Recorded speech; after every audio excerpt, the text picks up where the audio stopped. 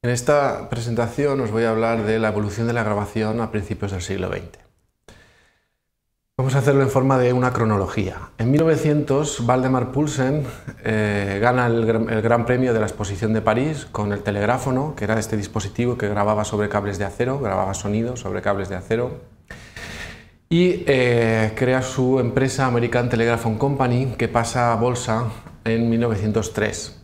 La idea era utilizarlo para venderlo como máquinas de dictar, pero no funcionaba bien y varias empresas estuvieron en litigios con esta empresa hasta el final de su existencia por quejas en el funcionamiento del dispositivo. Aún así, consiguieron realizar varias mejoras en las cuales consiguieron reducir el ruido de la maquinaria y aumentar el tiempo de grabación a 10 minutos en 1904. En 1901, Johnson y Berliner crean su empresa Victor Talking Machine Company, que posteriormente pasará a llamarse His Master's Voice. His Master's Voice y el sello este de aquí provienen de una pintura de un perrito que demostraba como mucho interés por las grabaciones de fonógrafo de su amo, que había fallecido recientemente. Entonces les gustó este sello o este cuadro y lo convirtieron en el sello de la empresa, pero sustituyendo el fonógrafo por un gramófono, que era lo que vendían ellos. Empiezan entonces Johnson y Berliner a realizar grabaciones de estrellas de la ópera en el sello que se llamó Red Seal Records por del orden de $5 cada grabación, que era el precio de una semana de trabajo para muchos trabajadores en esta época.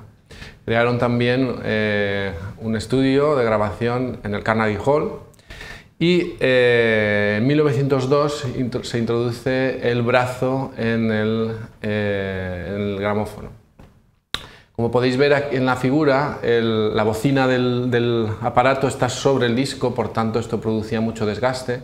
Entonces, con la invención del brazo, esta bocina ya no estaba con su peso encima y permitía reducir este peso y el desgaste del disco.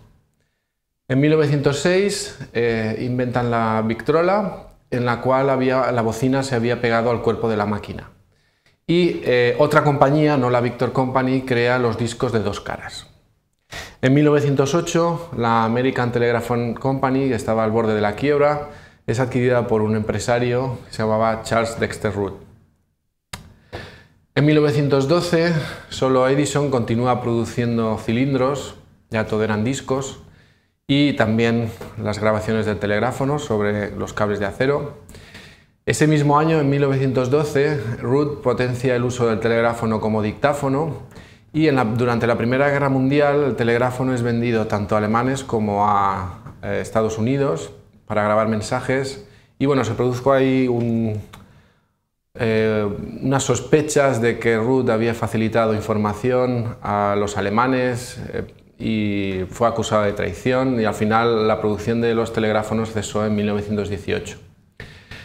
En aquella época, durante la Primera Guerra Mundial, ya las grabaciones fueron un gran negocio y tenores como Enrico Caruso o John McCormack ya ganaban fortunas con las grabaciones. Aquí podéis escuchar y ver además a Enrico Caruso en grabaciones de la época y John McCormack en los links del PDF adjunto. En 1919, varias empresas, la Bell Labs, la Columbia y His Master's Voice, independientemente, empezaron a investigar con técnicas de grabación electrónica. Hasta el momento lo que se hacía era una grabación mecánica, directamente eran las vibraciones del aire que eran recogidas por una bocina y llevadas a una aguja y estas vibraciones hacían que se moviera la aguja y produjera los surcos correspondientes al sonido sobre el sistema que se quería grabar. El problema que tenía esto era que las voces se grababan bien porque se podían acercar a las bocinas, pero las orquestas sonaban como lejanas porque era muy difícil captar el sonido de toda la orquesta con estas bocinas. Entonces se empezó a diseñar un sistema basado en micrófono dinámico, que ahora veremos cómo funciona, amplificadores de válvulas de vacío y aguja controlada electromagnéticamente en lugar de mecánicamente. Con esto se construyeron sistemas completos de grabación con señal que iba a ser mucho más potente. Vamos a ver el funcionamiento del micrófono dinámico. En el micrófono dinámico tenemos una membrana que tiene acopladas unas bobinas. Esta membrana recibe las vibraciones del aire, del sonido, y hace que estas bobinas se muevan dentro de un campo magnético. Al moverse estas bobinas de la misma forma que se mueven las vibraciones del aire, pues producen una señal eléctrica que tiene exactamente la forma de las vibraciones del aire. Y con esto se consigue pasar las vibraciones del aire del sonido a señal eléctrica. En 1920 expiran las patentes de Edison, Victor y Columbia y surgen otras compañías que empiezan a hacer competencia. En 1924 aparecen los grabadores de cinta de acero en lugar de cable de acero en Alemania, que se llamaban el Blackner Phone, y que llegarían a ser utilizadas con el tiempo por la BBC.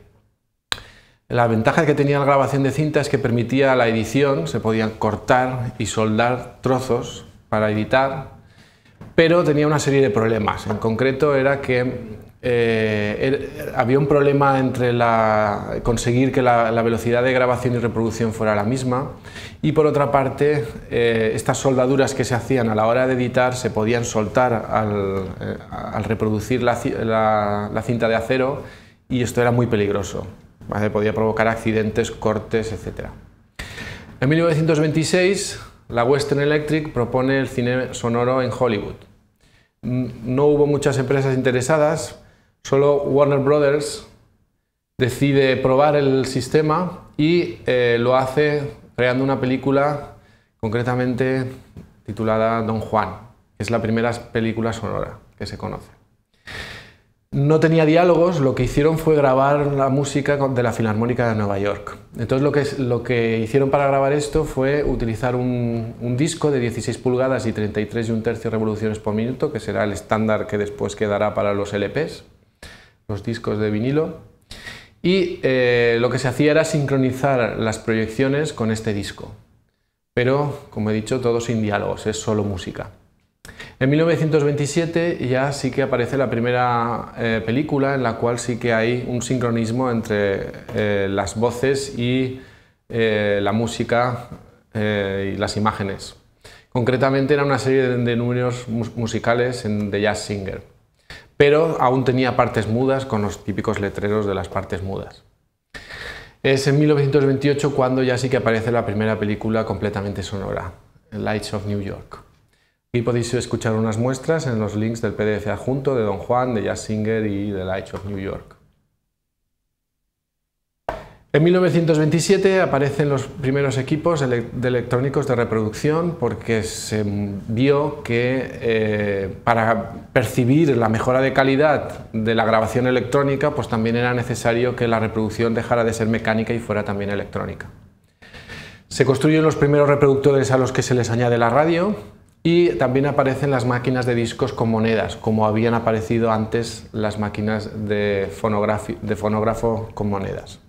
Al año siguiente aparecen también los reproductores en coches por Motorola, y en 1928 Harry Olson de la RCA inventa el micrófono bidireccional. Hasta entonces había muchos problemas en la captación del sonido en el cine, porque los micrófonos captaban en todas direcciones y era muy difícil captar solo lo que se deseaba captar de todo el ruido que podía haber durante la grabación.